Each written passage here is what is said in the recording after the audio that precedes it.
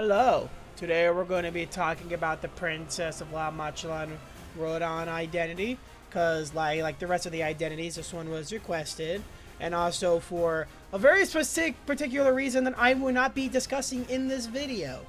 But yeah, we're gonna have a couple things to go across, and then yeah, let's have some fun with this.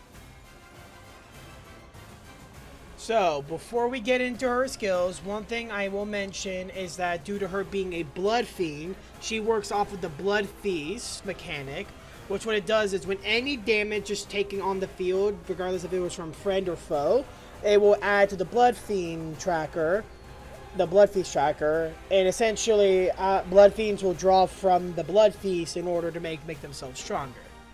So yeah.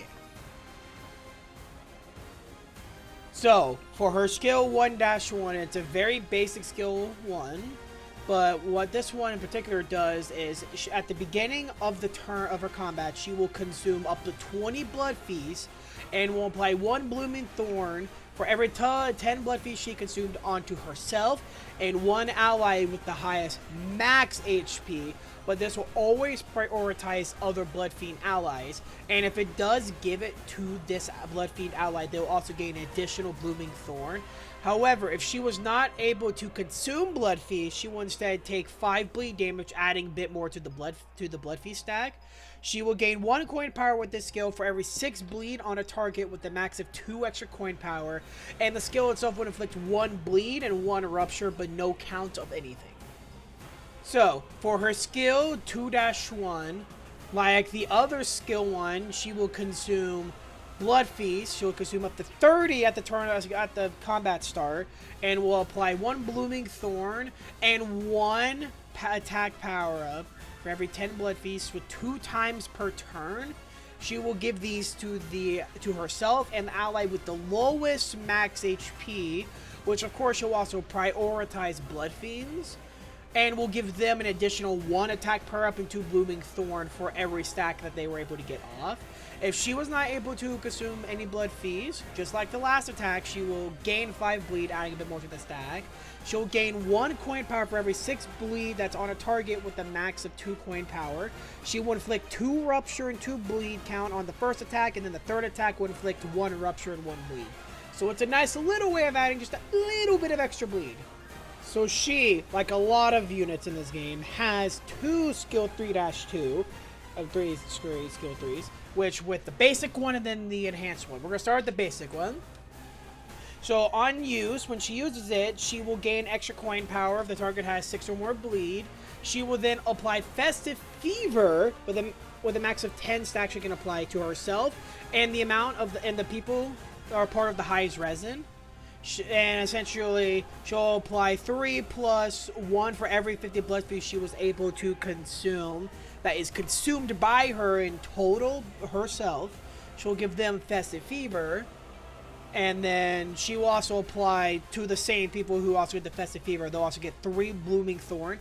This attack will inflict 1 rupture count, 1 bleed count, and a max of 2 rupture and 2 bleed count. And then for her skill 3-2, which she will use if she has 25 or more Blooming Thorns on herself. And what it will do is, if she has if the target has 6 or more bleeds, she will give 1 extra coin power. She will give Festive Fever and Blooming Thorn to the people with the highest resin and herself, depending on how much she's had consumed. She'll deal an extra 1% damage for every 5 blood feasts she's consumed on herself, with a max of 50% extra damage. She will consume all Blooming Thorns, and with this attack having an attack weight of 3, she will inflict 2 rupture, 2 bleed counts for each, and then 4 rupture and 4 bleed, and this does a really nice amount of damage.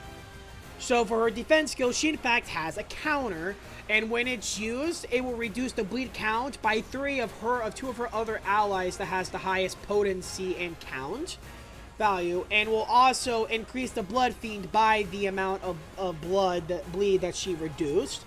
If the bleed was reduced down to 0, it'll just remove it entirely.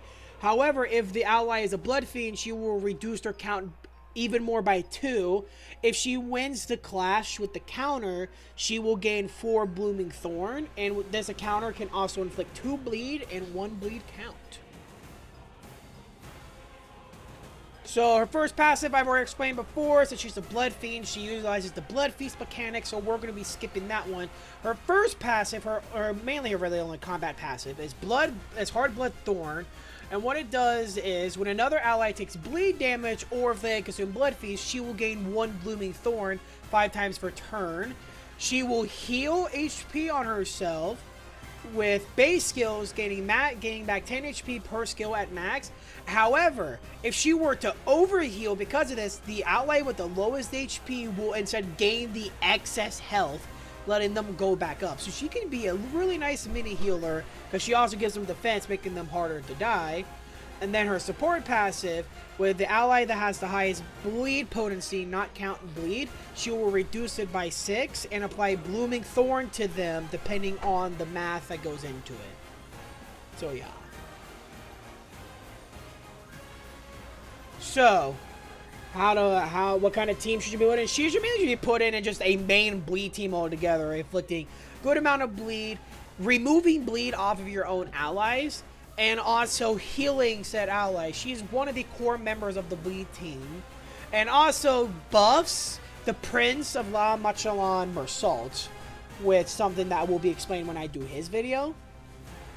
But she should mainly just be used on a bleed team with other people, such as with her buffing the manager of La Manchaland Don Quixote, with her making the priest of La Manchaland Gregor not fucking die. So yeah, I'd recommend using her. She's a really good unit.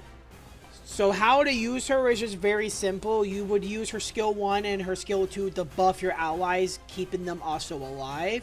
And then once you reach the max stacks of Bloodthorn for her, you would use her skill 3, doing an immense amount of damage to up to 3 enemies, or 3 different body parts, depending on, the spread of the attack weight, or if you're just fighting an enemy with multiple body parts or any of that.